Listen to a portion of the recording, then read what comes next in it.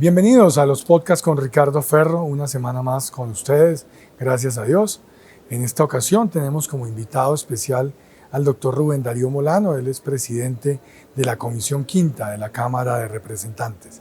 Igualmente vamos a tener nuestras secciones habituales.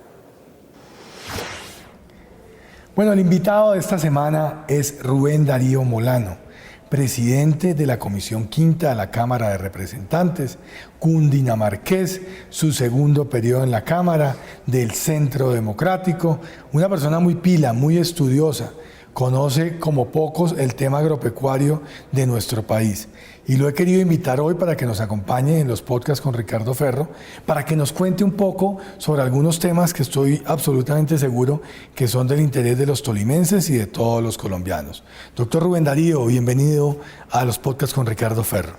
Ricardo, muy buenas tardes, mucho gusto a toda la audiencia, mil gracias por esta gentil invitación, un saludo muy especial a todo su equipo y a toda la teleaudiencia de este importantísimo programa.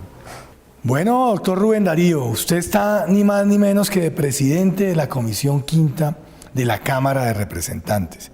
Lleva ya en la Comisión Quinta 5 años y medio, desde que llegó al Congreso, de una vez llegó a la Comisión Quinta.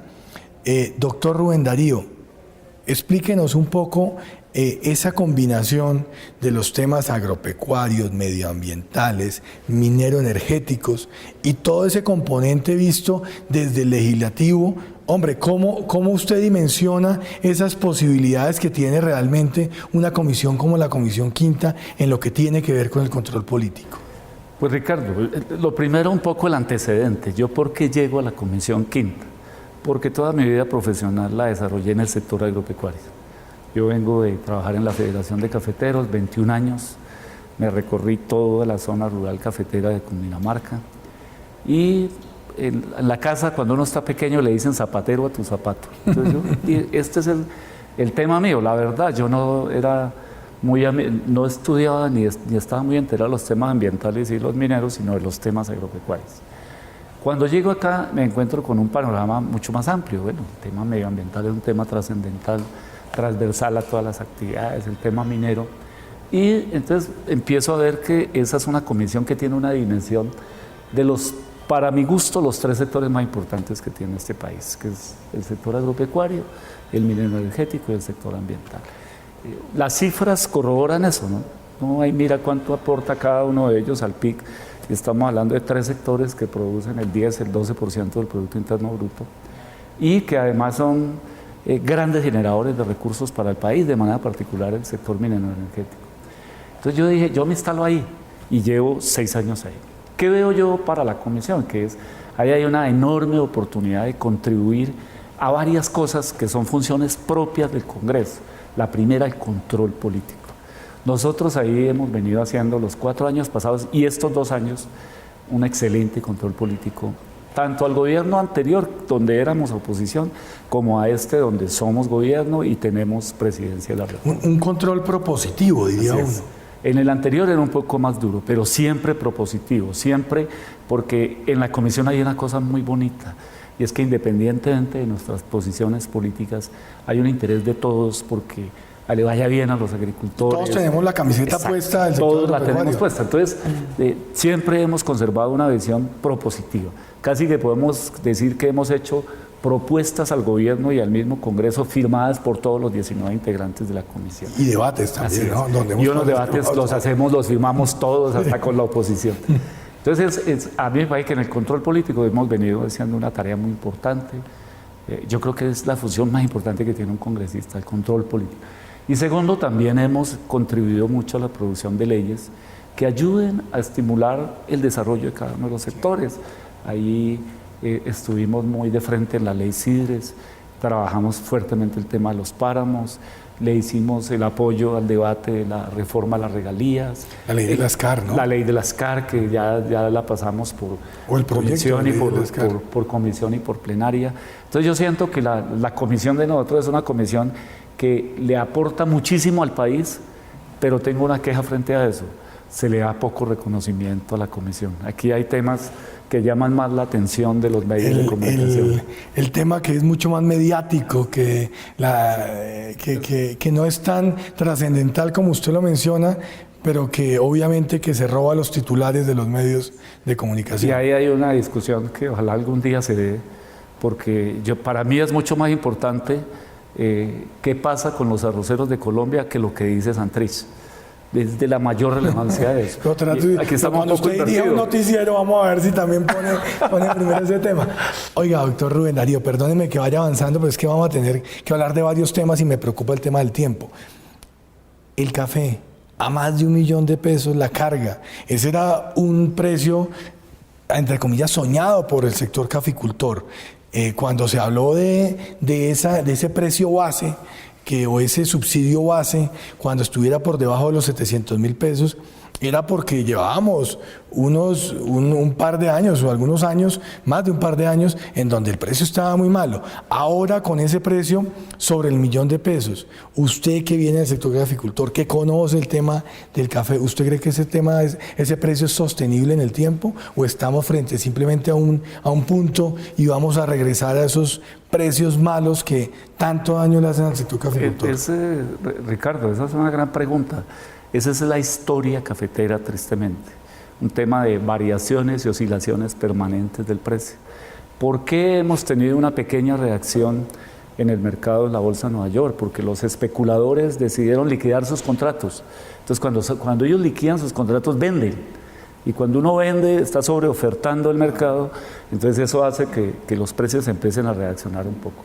Entonces, yo creo que es una buena noticia, los cafeteros se van a beneficiar, particularmente los que tienen cosecha segundo semestre, pero no da tranquilidad, porque no es producto de una situación mucho más sólida, sino de una situación meramente coyuntural del comportamiento de dos variables que nosotros no manejamos. ¿Les va a tocar a los caficultores definitivamente combinar la actividad del café con otro producto? Yo creo que sí, yo siento que sí. Toda la vida hemos luchado por eso, toda la vida les hemos dicho, hombre, hay que hacer algo de diversificación. Una finca cafetera con toda seguridad tiene 1 o 2 hectáreas que no se usan. Monte su programa de seguridad alimentaria, haga entre el café alguna cosita con aguacate, haga si la quiere con plátano. Hay otros que están haciendo emprendimientos y arreglos de café con maderables. Yo creo que hay que buscar optimizar todos los recursos de la finca para sacarle el mayor provecho y la mayor utilidad a ese negocio y para tener 2 opciones. Cuando el café se ponga difícil, pueda uno conseguir algo con el plátano, puede ayudar a los costos de alimentación de la familia con la parcela de seguridad alimentaria y pueda ahorrar con los forestales. Los forestales son una medida muy buena porque son cultivos de largo rendimiento y muchas personas los pueden ver como su propia pensión, como el futuro de ellos y de sus hijos cuando llegue el proceso productivo de esos forestales.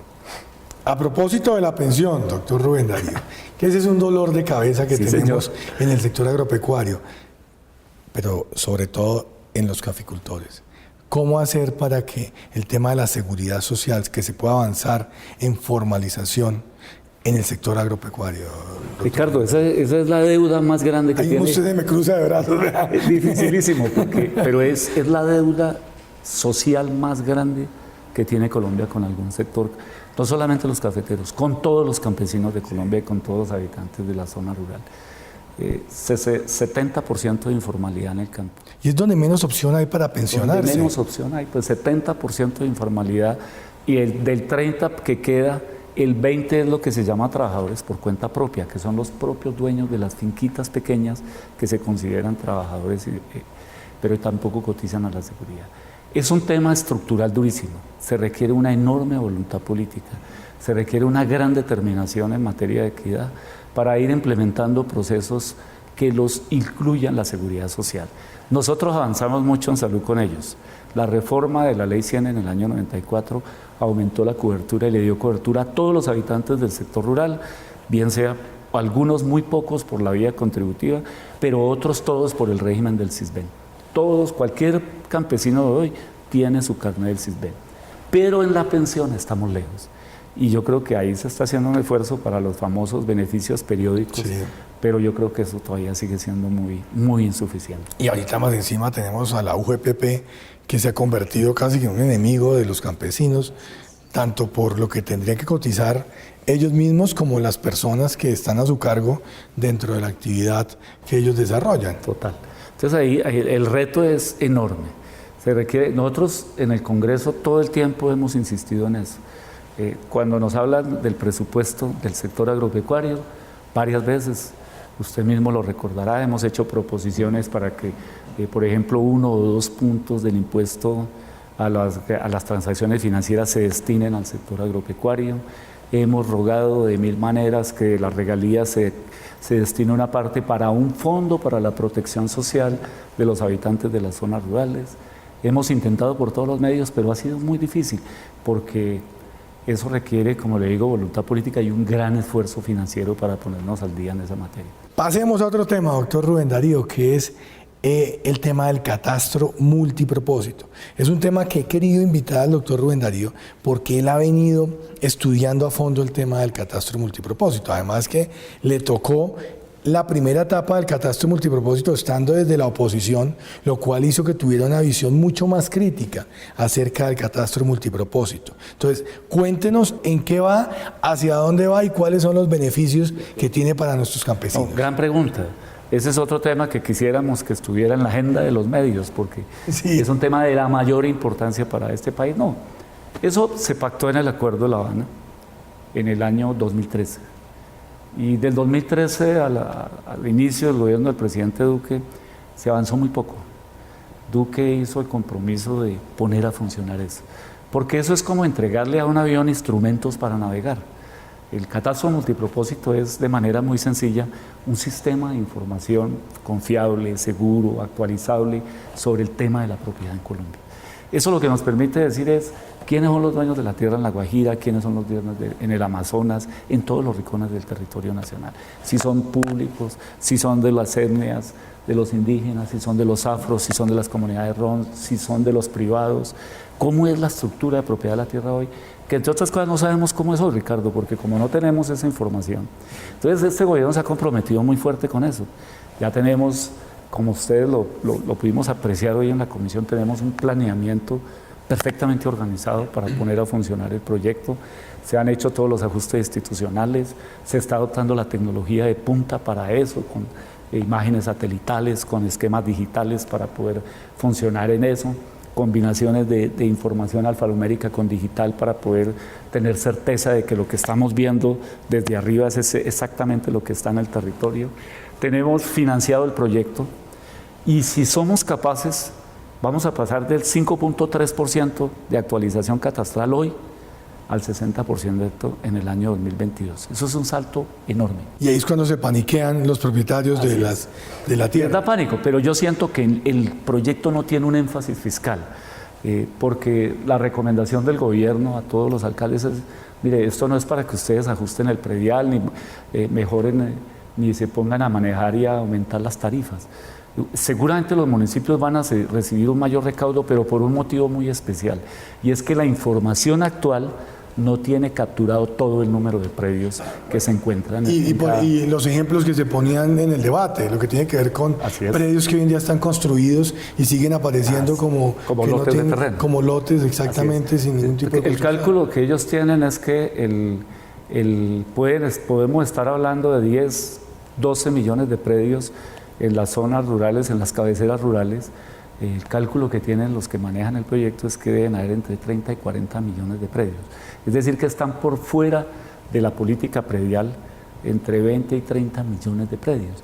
Que si el catastro lo logra capturar no va a significar un aumento de nada, sino simplemente que van a entrar a pagar las obligaciones igual que las pagan los demás habitantes. Nosotros aprobamos acá un proyecto de iniciativa del Centro Democrático, un proyecto de ley que fue la ley 1995, que es precisamente la que establece los topes en el cobro del impuesto predial. Eso genera algún tipo de tranquilidad en lo que tiene que ver con evitar el apetito impositivo que puedan tener algunos alcaldes en el país. Sin embargo, pues ahí vamos a tener que tener mucho cuidado para evitar que detrás del catastro multipropósito vengan esas actualizaciones del impuesto predial de la mano con este ejercicio que se va a hacer y que de alguna manera terminemos también generándole un inconveniente a los campesinos en la medida en que terminen pues no teniendo cómo pagar ese impuesto y debiendo entregar la tierra. Comparto plenamente esa preocupación y de ahí nuestra tarea en el control político. Bueno, si el alcalde X le da por modificar las tasas y por subir los impuestos, ahí debemos estar nosotros. Venga, señor, explíquenos qué es lo que está haciendo, cuáles son las razones, porque yo comparto plenamente la visión que tiene Ricardo, de que esto no se ha hecho para aumentarle los impuestos a las personas que tienen las mayores necesidades en Colombia, que son los campesinos y los habitantes de las zonas rurales. Eso no tendría ninguna presentación. Hablemos del fracking, doctor Rubén Darío.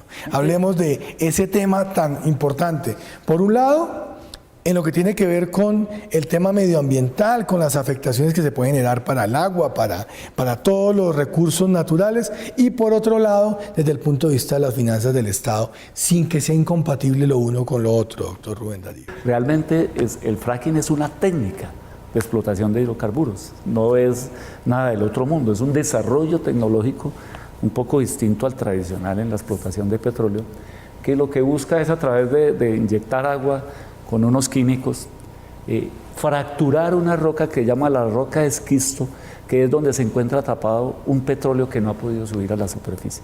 Entonces, a través de ese ejercicio, hacen una perforación vertical muy profunda, 2.000–3.000 metros, y después hacen una perforación horizontal. Y por esas tuberías mandan esos líquidos, producen unas explosiones en la parte de abajo, fracturan la roca, la vuelven porosa y sale el petróleo y sale el gas, porque no solamente sale el petróleo, sino el gas. ¿Qué es lo que ha pasado con esa técnica? Que ha sido muy controvertida en todo el mundo, pero en Colombia no la hemos aplicado. Entonces, a mí me causa cierta sorpresa ver cuando la gente dice, es que el fracking se acaba con el agua subterránea. Pues en Colombia no hemos hecho todavía el primer experimento de fracking. ¿Qué ha pasado en el mundo? Los Estados Unidos. Hace 20 años los Estados Unidos tenían un problema energético muy grande. Su estabilidad energética dependía de los países de la OPEC. A ellos les compraba el petróleo y el gas, una parte del gas a Rusia. Y los Estados Unidos desarrolló esa técnica, la implementó y hoy es el primer productor de petróleo del mundo y uno de los productores más grandes de gas del mundo. Tiene autosuficiencia en materia de gas, en materia de petróleo y puede mantener unos esquemas de precios al interior de su país importantes. Pero en Estados Unidos hay estados que prohíben el fracking y hay estados que lo permiten. Claro, estamos frente a un estado federado, así es. Aquí es una república unitaria. Pero es un poco la contradicción que genera la técnica, ¿cierto? Okay. Algunos la mantienen y otros la prohíben. Uno va al Canadá, que ya se está convirtiendo en un gran exportador de petróleo, y sucede lo mismo. La provincia de Alberta lo permite, pero hay otras provincias que no. En general, usted ve todos los países que hay grandes debates en torno a eso. Entonces, ¿qué hemos dicho nosotros en la comisión? Hombre, el presidente Duque está haciendo lo más racional que sea, que se puede hacer. Aquí hay una comisión de expertos, 10 tipos. Además que va a recomendar si se puede o no hacer la exploración. Todavía no estamos hablando de explotación. Y los tipos se sentaron, hicieron un estudio muy bueno y le entregaron un informe al presidente y le dicen, vamos, usted puede hacer un proyecto piloto experimental en Colombia. Y se observa estos requisitos. Y ese proyecto nos va a permitir definir, Ricardo, si es cierto todo lo que están diciendo. Si efectivamente contaminan las aguas subterráneas o las superficiales, si es cierto que produce sismicidad, si es cierto que los gases que emite hacia la atmósfera producen problemas de salud en términos de enfermedades respiratorias.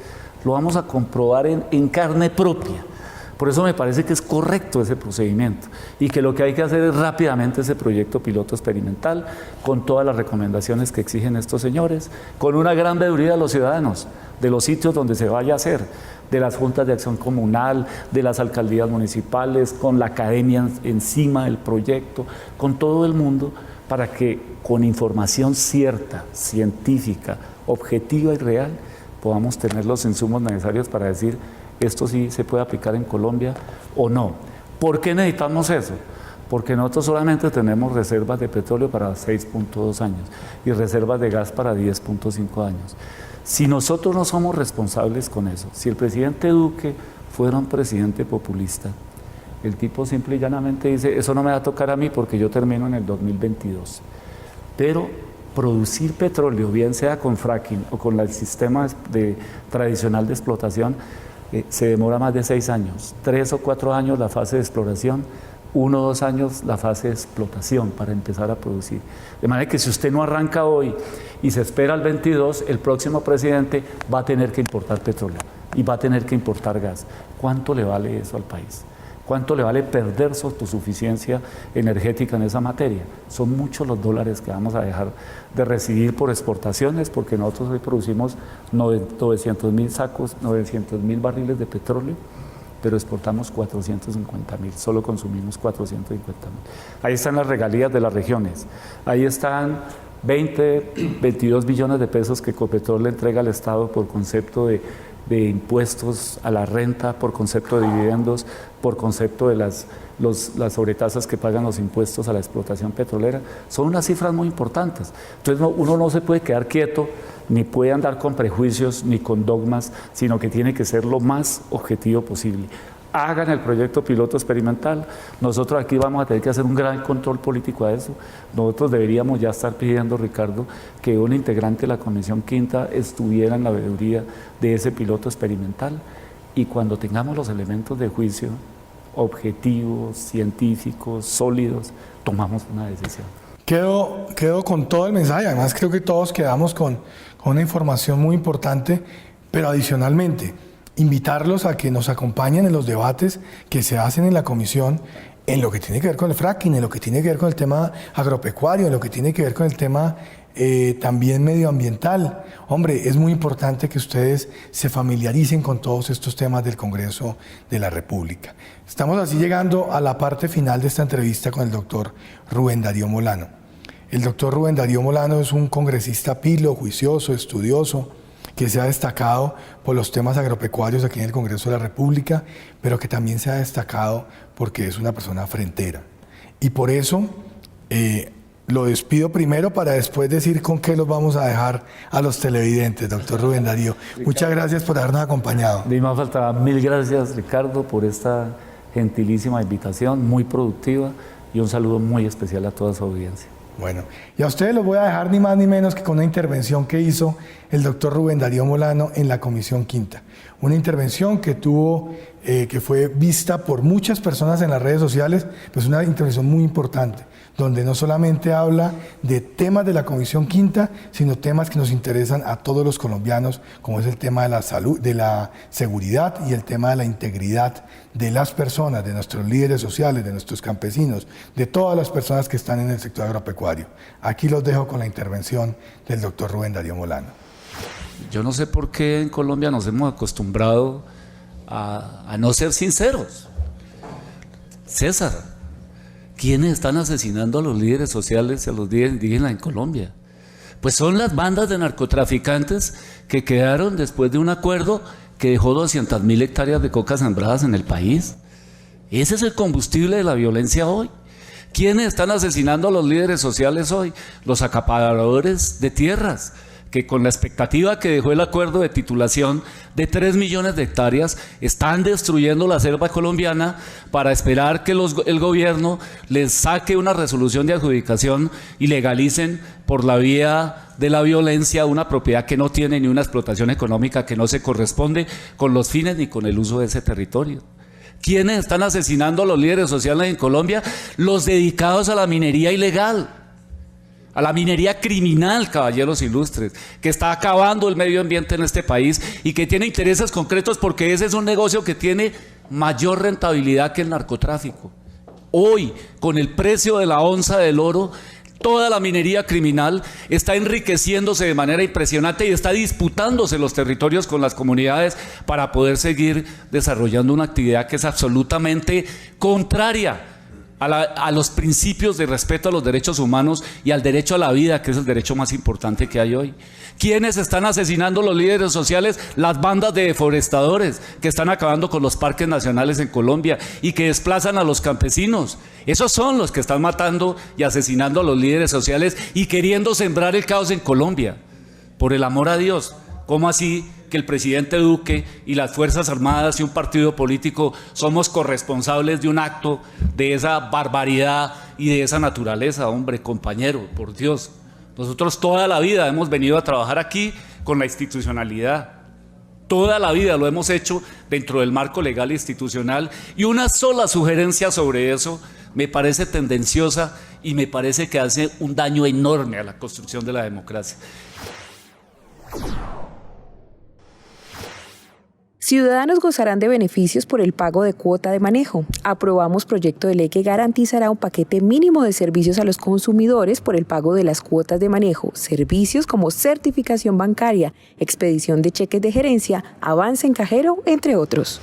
Garantías en investigaciones en contra de victimarios de delitos sexuales. Aprobamos en segundo debate el proyecto de ley que permite que quien haya sido víctima de delitos sexuales, siendo menor de 18 años, no pierda la posibilidad de que su victimario sea investigado, juzgado y sancionado en ningún momento, proponiendo que para estos casos la acción penal no prescriba. Más información en Valores Ciudadanos para niños y niñas. Apoyamos el proyecto de ley que tiene como objetivo fomentar, fortalecer y articular acciones del Ministerio de Educación, ICBF y demás entidades adscritas frente a los valores ciudadanos en la niñez. Participación ciudadana como estrategia para el control social de la inversión del gasto público. En búsqueda de la protección y prevención de los recursos públicos se fortalecerán las veedurías ciudadanas para la ejecución de programas, proyectos y obras de inversión pública. Mayor intervención en las entidades territoriales contribuirá al incremento en las inversiones de los diferentes municipios. Se aprueba la conciliación que busca ajustar el funcionamiento y operación del sistema, haciéndolo más proactivo y ágil, mejorando, en suma, la calidad de la inversión y reduciendo la dispersión en la asignación de recursos en los territorios. Objeciones por el presidente Duque fueron aceptadas en plenaria Cámara, con el fin de garantizar que los recursos de las universidades públicas no sean utilizados para el pago de eventuales fallos a sentencias declarados en su contra. Aceptamos las objeciones presentadas por el presidente de la República. Garantías en la trazabilidad y publicación de obligaciones tributarias para funcionarios públicos. Aprobamos el informe de conciliación que busca transparencia, participación y control social a través de la publicación de las declaraciones de bienes y rentas, el registro de los conflictos de interés y la declaración del impuesto sobre la renta de los funcionarios y servidores públicos. Pliegos tipo asegurarían una contratación rigurosa y eficiente con ayuda de Colombia Compra Eficiente. En plenaria de la Cámara se estableció la necesidad de precisar la capacidad de Colombia Compra Eficiente en la expedición directa de los documentos tipo, siendo este un requisito obligatorio para la contratación de la administración pública. Aquí estamos frente a un proyecto de ley que busca avanzar en la lucha contra la corrupción. Pero pensar nosotros que con un proyecto de ley vamos a acabar con la corrupción, pues es muy difícil. ¿Y esto por qué lo menciono? Aquí hemos venido avanzando en varias leyes que ya están adoptadas y en otros proyectos que están en curso, que van a ser muy efectivos en la lucha contra la corrupción. Aquí mismo en esta plenaria, hace menos de 2 meses, votamos un proyecto de ley muy importante contra la cartelización. Y este proyecto tiene un objetivo fundamental, que es adoptar los pliegos tipo para toda la contratación.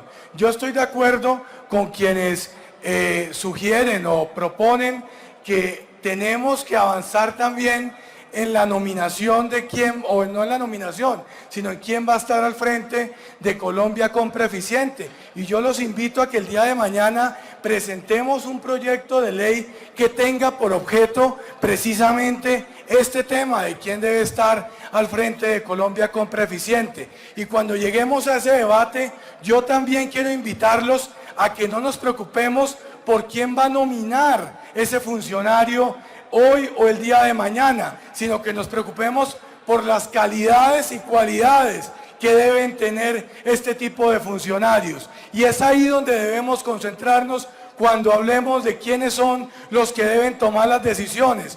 No solamente al frente de Colombia Compra Eficiente, sino al frente de cualquier otro cargo del Estado, de cuáles deben ser las calidades que deben reunir esos funcionarios.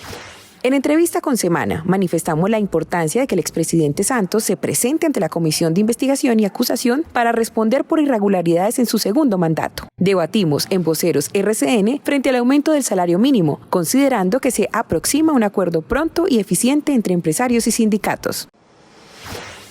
Bueno, hasta aquí esta emisión de los podcasts con Ricardo Ferro. Muchas gracias por habernos acompañado y si Dios lo permite, la próxima semana nos reencontramos. No olviden seguirnos en nuestras redes sociales, en Instagram, en Facebook y en Twitter.